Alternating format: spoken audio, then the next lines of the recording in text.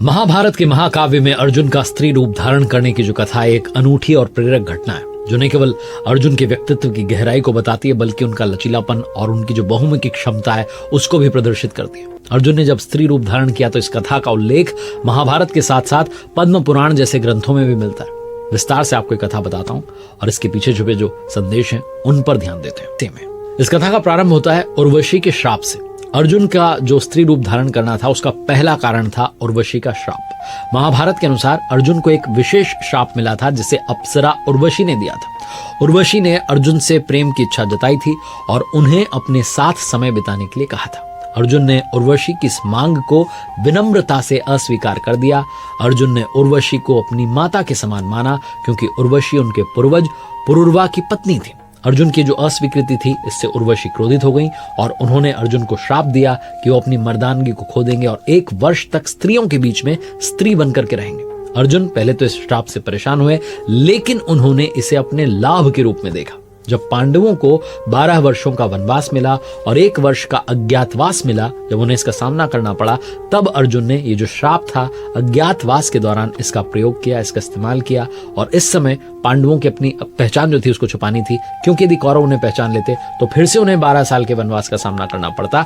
इसलिए अर्जुन ने इस चुनौती का जो सामना था इसको सामना करने के लिए, इसका हल निकालने के लिए बृहन्नला नाम की जो स्त्री है उसका रूप धारण किया और राजा विराट के दरबार में बृहन्नला जो नर्तकी थी, संगीत शिक्षिका थी, वो बन करके वहां पर अपना 1 साल का समय जो था वो व्यतीत किया। तो जैसा मैंने आपको बताया कि अज्ञातवास में अर्जुन की भूमिका बृहन्नला के रूप में थी।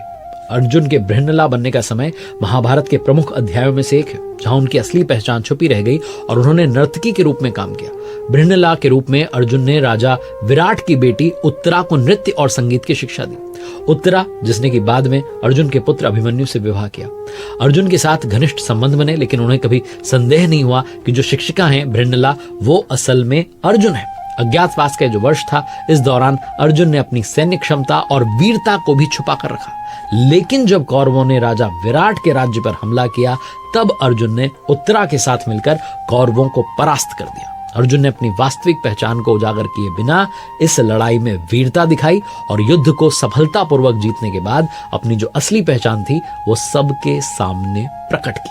अर्जुन का जो बृहन्नला रूप था केवल श्राप का परिणाम नहीं था बल्कि एक मैसेज हमें देता है कि कैसे कठिन परिस्थितियों का सामना आप धैर्य और विवेक धारण करके कर सकते हैं। बृहन्नला के रूप में अर्जुन ने न केवल अपने परिवार को बचाया बल्कि अपने भीतर की जो नारी शक्ति और करुणा थी उसको भी अपनाया। महाभारत में अर्जुन का जो रूप है ये हमें सिखाता है कि कभी कभी जीतने के लिए जो हमारी पारंपरिक भूमिकाएं हैं, जो हम ट्रेडिशनल वेज से सोचते हैं, उनसे परे जाकर के हमें सोचना होगा और काम करना होगा, तभी हमें सक्सेस मिल सकती है।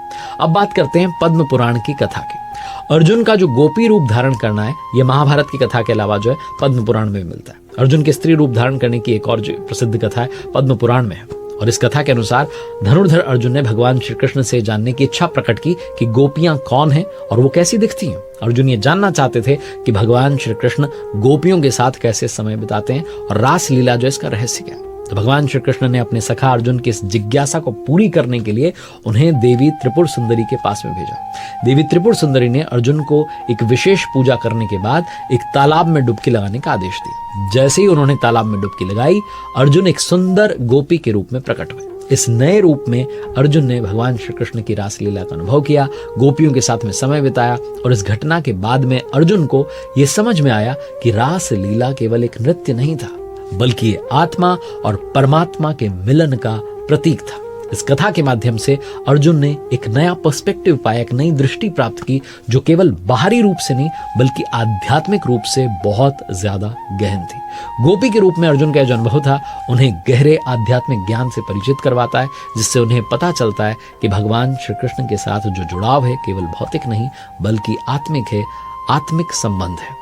अर्जुन के स्त्री रूप धारण करने की जो कहानियां हैं, कथाएं हैं, ये हमें सिखाती हैं कि जीवन में कठिनाइयां आएंगी, चुनौतियां आएंगी, लेकिन आपको धैर्य से, समझदारी से और अनुकूल क्षमता से जो है उनका सामना करना होगा। अर्जुन ने अपने जीवन में बार बार अपने रूप को, अपनी भूमिका को बदला लेकिन उन्होंने हमेशा जो टारगेट था, जो लक्ष्य था, उसकी ओर अपना ध्यान फोकस रखा, केंद्रित रखा।